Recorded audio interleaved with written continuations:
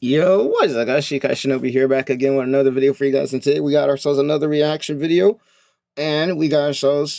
Actually, I think I've reacted to this guy before. It's been a while, but we got ourselves a video called "Wuthering Waves: Struck Gold and Endgame Discussion." And I'm not gonna lie, of all of the end games that I have played throughout Gacha, as far as action and especially open world Gacha, it's got to be between for me. It's got to be between Wuwa right now, and it's got to be between ZZZ. I would say Aether Gazer, but I haven't played that game in a little while. But they also have some crazy end game, and I'm planning on doing a video about Aether Gazer because I love their combat, and the game is still running. Thank God. Though I think Yostar, which was the company that was running with that game, did end up leaving them. So I had to go and connect my account and all that. I was like, thank God I figured that out now because I was not trying to lose all the progress I put on that account. But yeah, no. I don't know. I just like games that have some really cool combat. I'm not gonna lie. I also heard that was it Punishing Gray Raven has some pretty good endgame content. So I haven't played all the way through Punishing Gray Raven. I don't know what it is. For some reason, that game.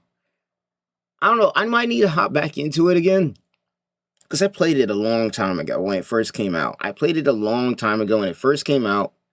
Or actually, I don't even think I played it when it first came out because I think I was late to when it came out. It wasn't when it first came out, but when I first discovered it, when I first discovered Kuro games, and I don't know, maybe it just didn't stick with me somehow or what. But I might need to hop back into it and see if I can figure out what it was that really threw me off.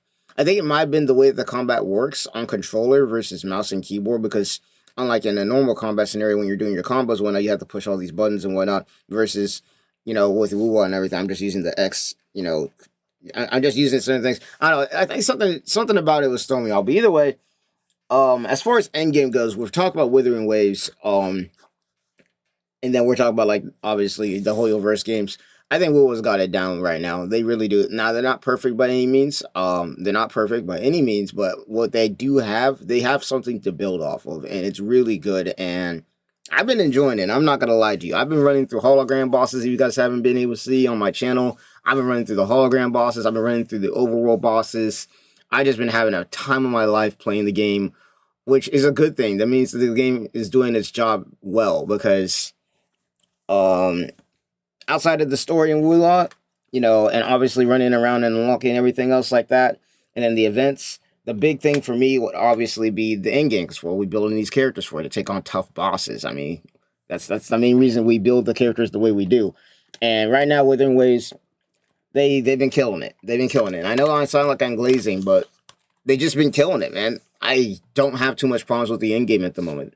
Whimpering Waste, I'm not exactly the biggest fan of, but then again, you can't nail them all. You can't nail them all. I think that mode is all right, in my opinion, but, to each their own. But without further ado, let's go ahead and get straight into this. Make sure to leave a like and subscribe to the channel if you guys want more Wuthering Ways, anime, gaming content, all that. You already know what we do on here, Bleach, Wuthering Ways, shit, any gaming form of all time, anime, all that. So let's go ahead and get straight into it.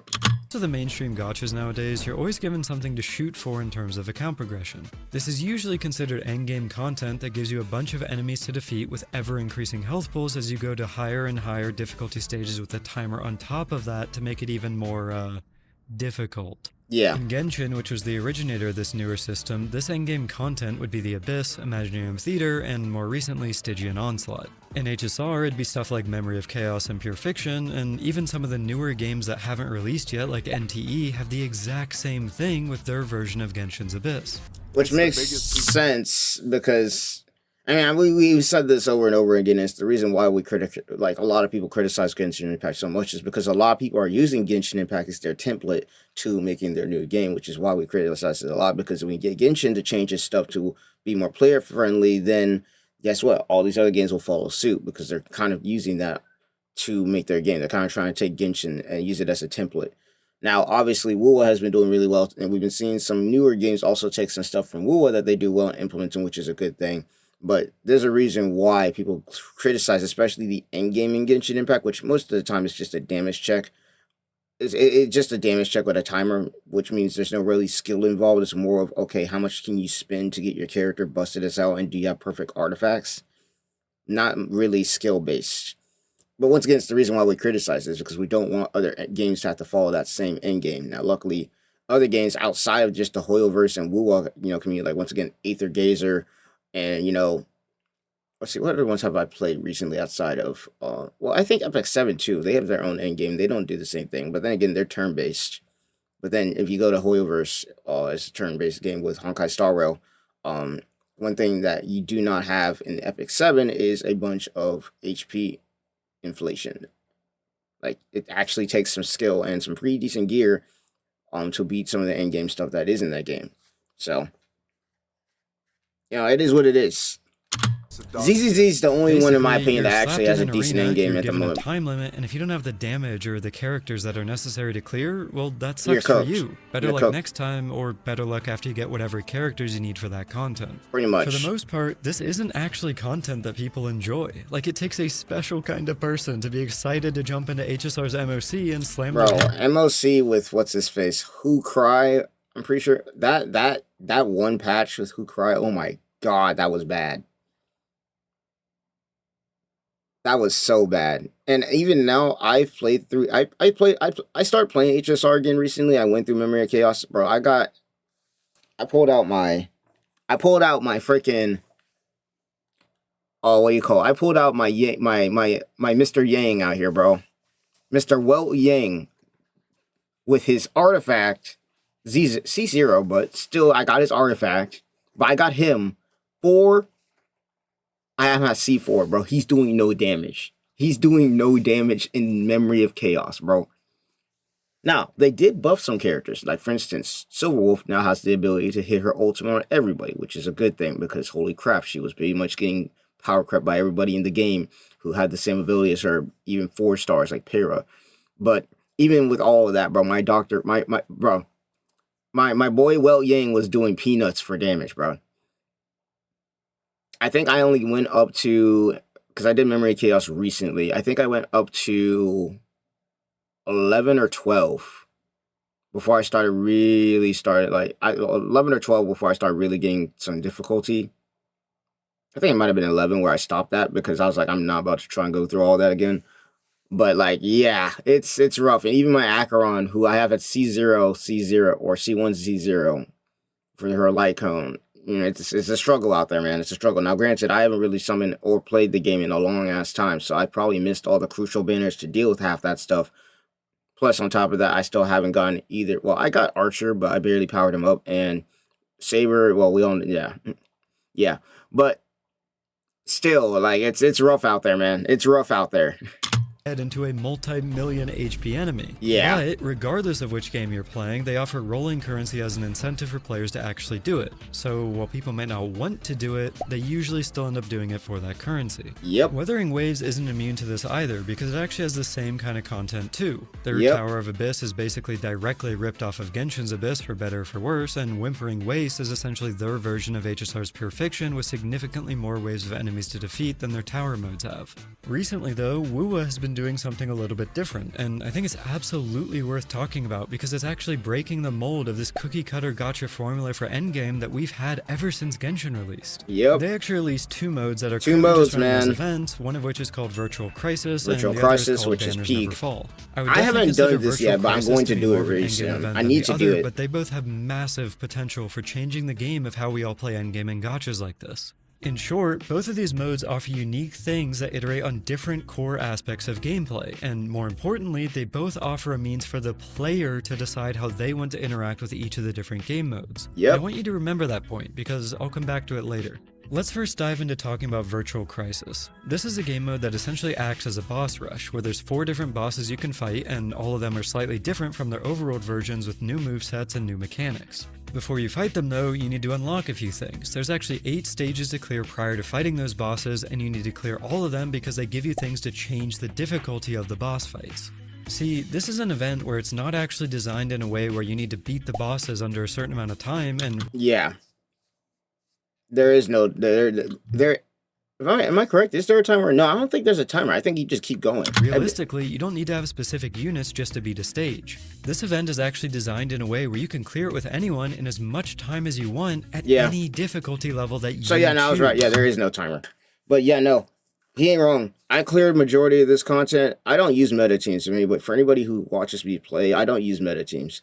I beat Um, I beat the level 90, or is it level 80? I think it was the level 80 or 90 version of Cardathea in the hologram using Phoebe, Carlotta, and Shorekeeper. That's not a meta team by any means. I just took 3 characters that had stun and called it a day.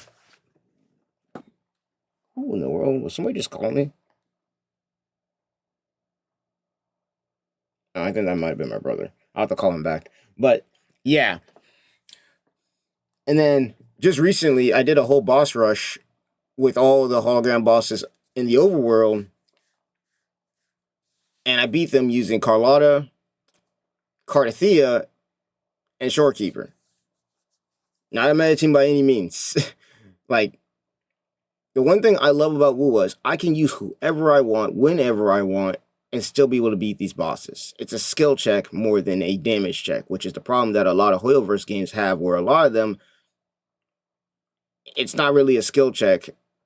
It's more of a HP inflation damage check, meaning that the more you pull for that character or their weapon, the more damage you can do, along with if you get maxed out artifacts or whatever it may be. It's not really, oh, you can just go in there and use whoever you want, but that, I mean, and it makes sense because obviously that's the reason they got the characters in there, but at the same time, they make it in a way to where you have to pull the newest character most of the time to clear that event. And if you try to use anybody else, especially their older characters, you're going to get cooked. And especially with Genshin Impact, with their new endgame mode, which is basically just a whale event, where if you don't basically have Malvika, Skirk, and Sit Lolly, you're basically fucking you're just getting cooked. You're just getting cooked. And I don't know how or why they keep doing that, but it is what it is. And I want to reiterate that at any difficulty level that you choose. Those things you were unlocking earlier, those are difficulty modifiers, but they're also modifiers that you don't have to add onto the different boss stages if you don't want to.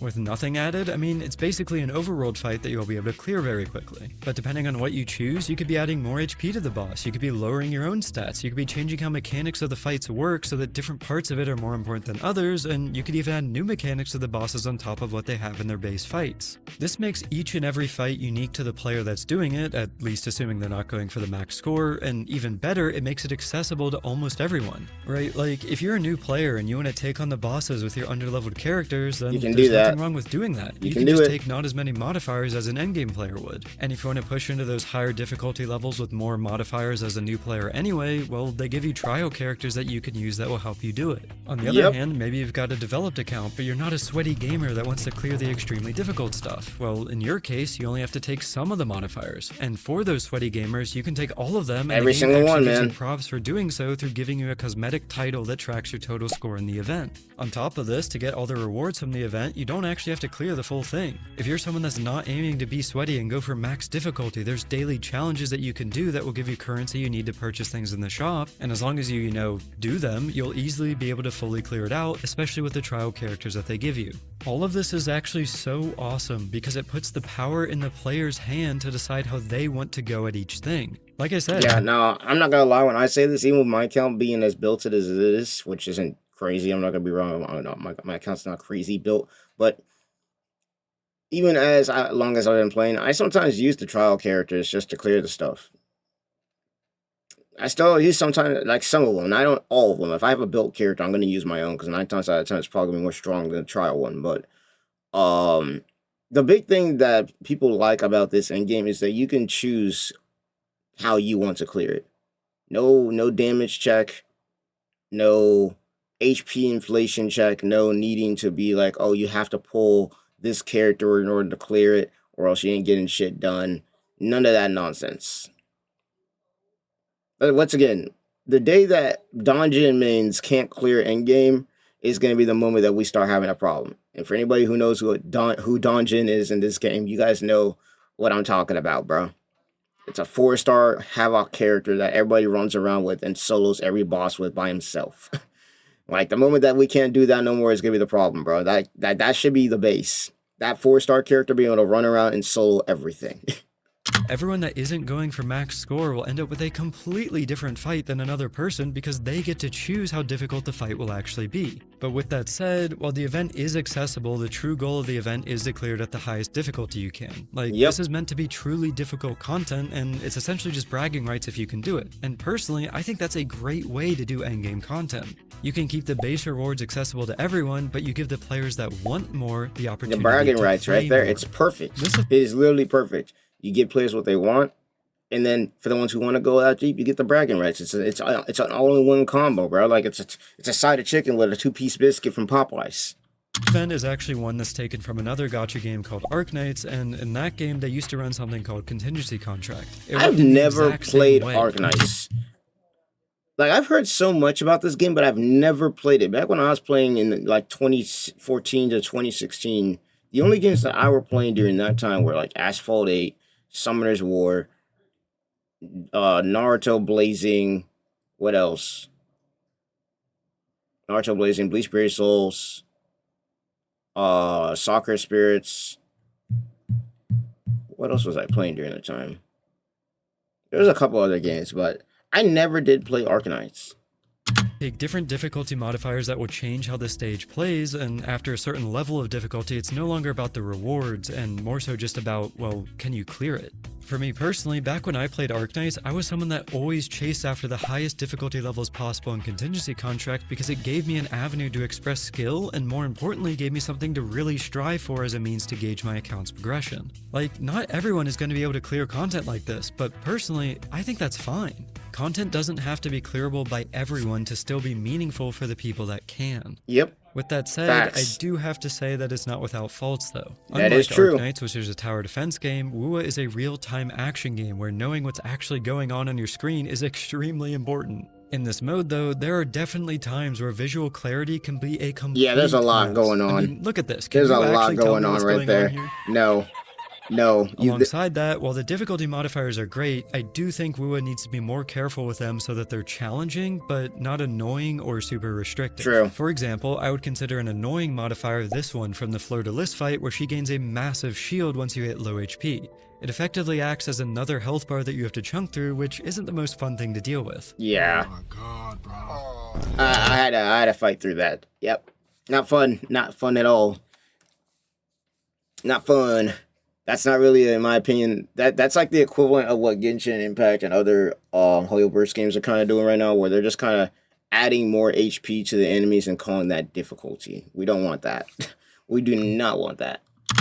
Hell no, man. What the Get that out of I here. would consider a restrictive modifier to be the one that lowers your total stamina. Some characters, for example Camellia, have an upfront stamina cost to use some of their abilities. If you combo that with the fact that you have less overall stamina, it makes it extremely difficult to actually play her compared to the other options you may have. And that's including the other options that might even be going up against resistance, for example using Cartethia against the monkey boss.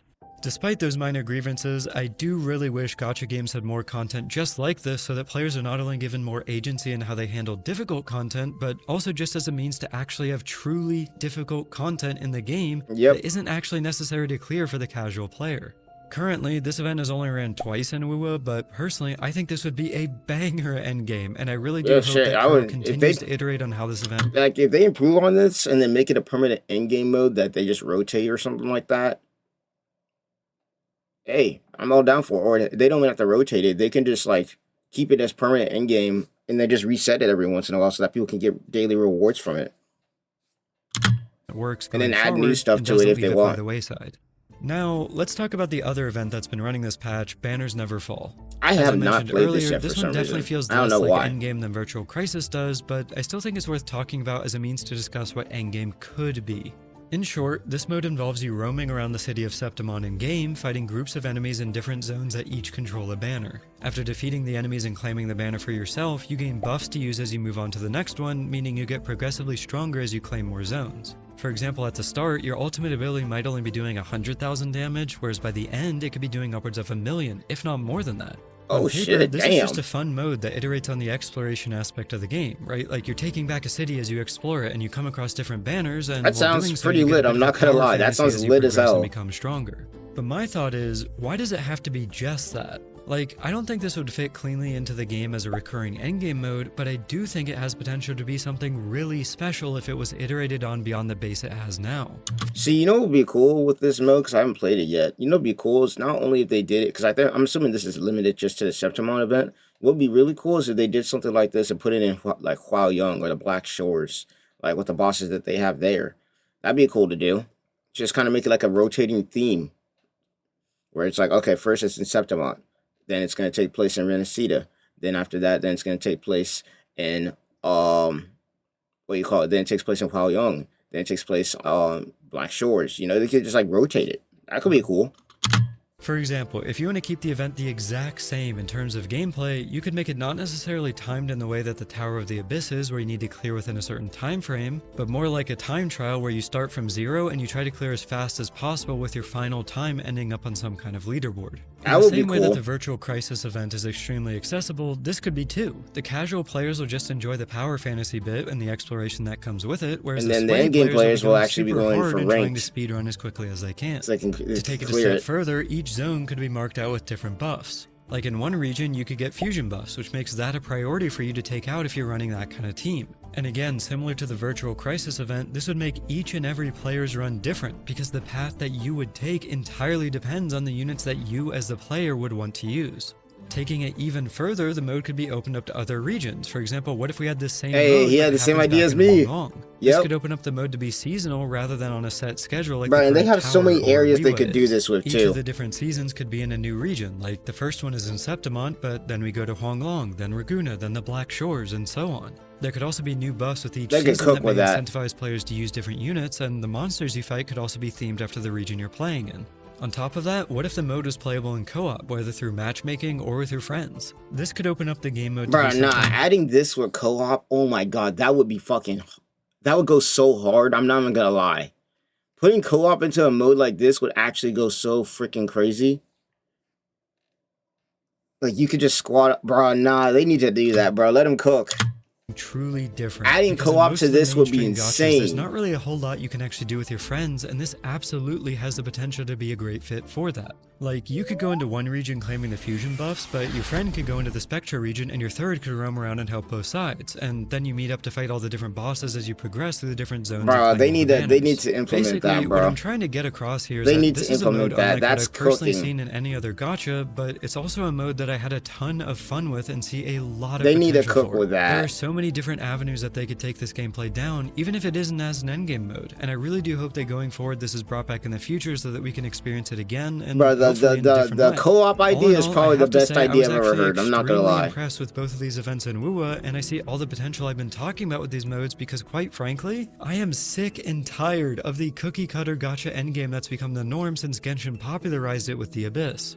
This style of endgame is 5 years out of date at this point, and any chance for it to change or just to get variance in gameplay is one that I will definitely jump into and support in any way I can, because these different game modes that WUWA released are really something different.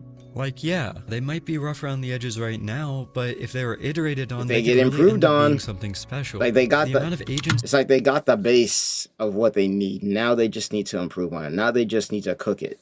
They need to cook in the kitchen, bro. See, given to the player in these modes, whether that's through personalizing your difficulty in Virtual Crisis, or even something simpler like choosing a different path than another player would in Banners Never Fall, is actually so awesome to see because it's not something that we've seen in other mainstream gachas as their form of endgame.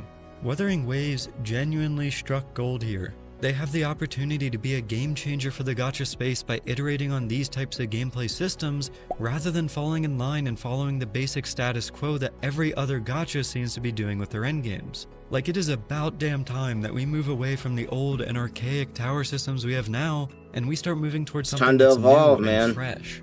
What WUWA has here is essentially unexplored territory that they can do so many different things with. It'll really all come down to the execution and whether or not they continue to run these modes, and I truly do hope that they take this gold they found and mold it into something great. If there's any gacha company out there that can make something out of all this, I would definitely expect Kuro to be the ones to take that chance over most of the other ones. Hey, so they ain't wrong. Here's to hoping they can be the change we need. If there's one thing about Kuro is they're well more known to be taking more risks than other gachas, especially in the mainstream space at the moment. Like, a lot of other gachas are kind of just playing it safe at the moment. and copying kind of what Genshin Impact did, which is why a lot of them have kind of the same, same features. Which I mean, I don't blame them. If you want to make money, copy what's already working and then improve off of it, which is what wuwa did. Some people are kind of just copying though, which is whatever. But yeah, no, wuwa, and not only just wuwa, but PGR also has a pretty decent end game where they like to take risks, and it's been working out for them. And I feel like they could really cook something with this if they improve off of it. Once again, these end game modes that we have currently, they're not perfect, but they're good, and there's something different. There's something that we just haven't done before, and people are enjoying them. Not to mention, the most important thing is it's got something for everybody. It's got something for the whales, and it's also got something for the people who just want to try out the event and are just getting into the game, might be new players, or might not even care about being a sweat. It's got everything, and it's not, and most importantly, it's not locked behind a paywall. Because the main problem that the Hoyoverse games have is that a lot of their end game is HP inflated, and it's locked behind a paywall of you need to have the newest character in order to clear it. That is basically it. Now, ZZZ, I'm currently right now, as of speaking, I don't think they have that problem. I might be wrong. Let me know down in the comments for anybody who does play the game a lot, if they're having that issue at the moment. But ZZZ, I think it's the only Hoyoverse game, which the only Hoyoverse game that I'm still actively playing a lot, where I don't think they had that issue for their end game. But as we all know, with Hoyoverse games, after the second year is when usually shit starts to go downhill. We don't know if that's going to happen yet because we haven't seen anything yet, but we'll see. But as far as HSR and Genshin Impact, unfortunately, they've gone down that route of, hey, it's either you get our newest character that can beat the HP inflated stuff, or good luck. Like, they kind of turned their end game into whale only mode, even if you want the rewards. There's nothing for the players who don't want to sweat their asses off. It's all only there for the whales. That's what they're looking for. And that is literally one of the main reasons why a lot of people have been quitting. And once again, the moment that the dungeon players can't clear some of this stuff, but the people who've been using the 4-star character to clear all the end game in this game for Wuthering Waves, the moment they start having issues is the moment that we're going to start having issues, bro. Because that's kind of the problem that right now, currently in Genshin Impact and both Honkai Star Rail is happening. Is the 4-stars are starting to have problems about clearing the end game. Or they just can't clear it all. And when that starts happening, when you can't clear with your lowest base damage characters, that's when you start having issues. Need in the gacha space. Alongside that, hopefully going forward, gachas including all the ones I talked about in this video move away from the current mainstream style of endgame and take inspiration from these wuwa modes. That is but, a crazy, as I mentioned, damn. Even newer ones like NTE are already following the garbage cookie cutter formula, so here's to hoping for a Nanta and Arknight's Enfield, I guess. Yeah. Anyway, that's all my thoughts, and I appreciate you listening if you made it this far, considering this is my first standalone video on Wuthering Waves. I'd love to hear your thoughts on these events if you played them yourself, so feel free to leave a comment. I haven't played down through below, this one, but I played the other one, so I need to try out this one. As always, thank you so much for watching, subscribe, and if you haven't already, maybe give my other videos a shot too. Alright. Not too bad. I mean, shit, he cooked. He cooked. And I do agree that as far as endgame goes, that when you start evolving, because the cookie cutter stuff that we've been playing for the last 5 years, it's starting to get old. It's starting to get old, and people are really starting to get tired of it. Well, except for the people who've been whaling. They don't really care because they can clear it all in 2 seconds anyway. But people are starting to get tired of it. It's not creative, and we've been doing it for 5 years. It's outdated. We need something fresh, and we need something new. And I'm hoping that not only just Wuthering Waves, but other gacha games do improve on their end game. And once again, like he said, I think that right now they have kind of struck gold, as the title would say, and that they have something here. They got a base that they can work on to make their end game good. It's already in a decent spot. It's not perfect, but it's in a decent spot. And if they improve on it, they could have something truly special. But without further ado, that's pretty much going to be it. I'll see you guys in the next one. I'll leave a link down to his video down below. Make sure you leave a like, subscribe to the channel. It's been a while since I actually reacted to a video like his. So, not too bad. I'll see you guys in the next one. Peace.